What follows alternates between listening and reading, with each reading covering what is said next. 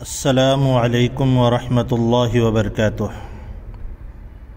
میرے پیارے دوستو، آج یہ جو ہے تختی نمبر 4 میں سے یا مدہ کا بیان ہے، اور یا مدہ سے پہلے ہم کو یہ جاننا ضروری ہے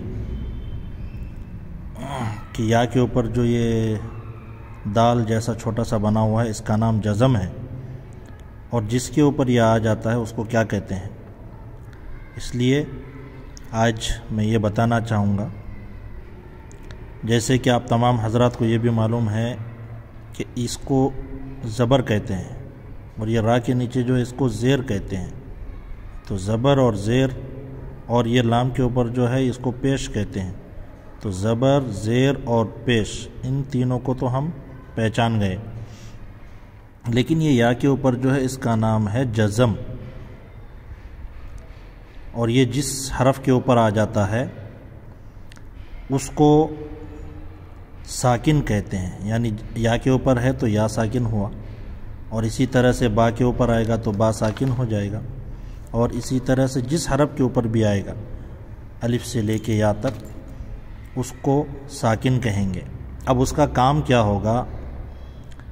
جیسے یہ یا کے اوپر ہے تو یہاں دیکھیے یا ہے، اس کے اوپر یہ جزم ہے، تو اس کا کام یہ ہوگا کہ یہ اس سے پہلے جو حمزہ ہے، یہ حمزہ اس لیے ہے کہ اس کے نیچے زیر ہے اور نئے الف تھا، زیر آنے کی وجہ سے حمزہ بن گیا، اور یہ یا تھا لیکن جزم آنے کی وجہ سے یا ساکن ہو گیا۔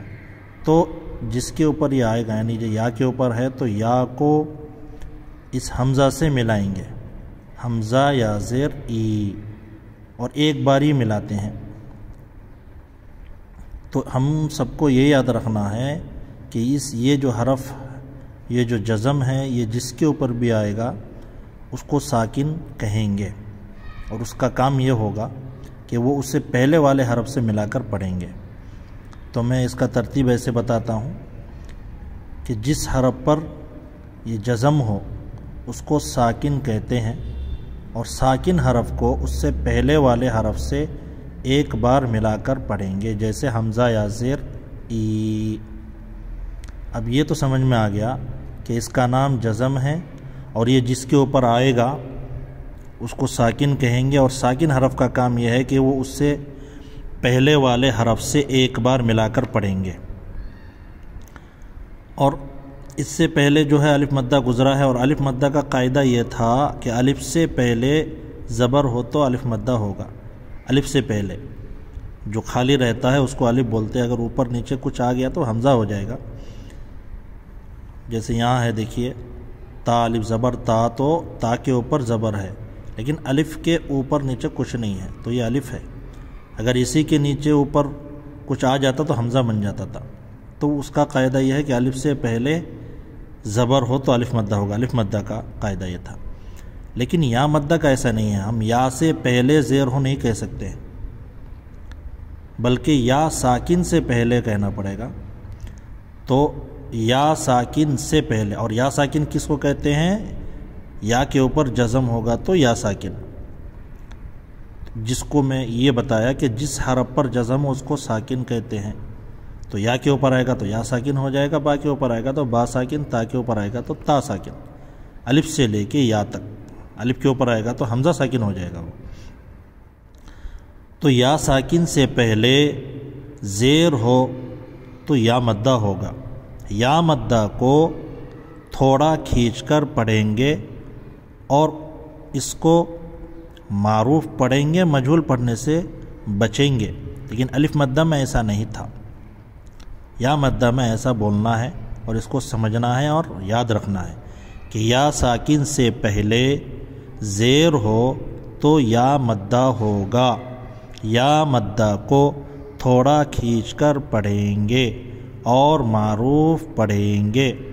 اب بولیے، جیسا حمزہ یا زیر ای، با یا زیر بی، تا یا زیر تی، سا یا زیر سی، جیم یا زیر جی، ح یا زیر حی، خا یا زیر خی، دال یا زیر دی، ذال یا زیر ذی، را یا زیر ری، زا یا زیر زی، سین یا زیر سی، شین یا زیر شی، صاد یا زیر صی، ضاد یا زیر ضی، طا یا زیر طی، ظا یا زیر ضی، عین یا زیر عی، غین یا زیر غی، فا یا زیر فی، قاف یا زیر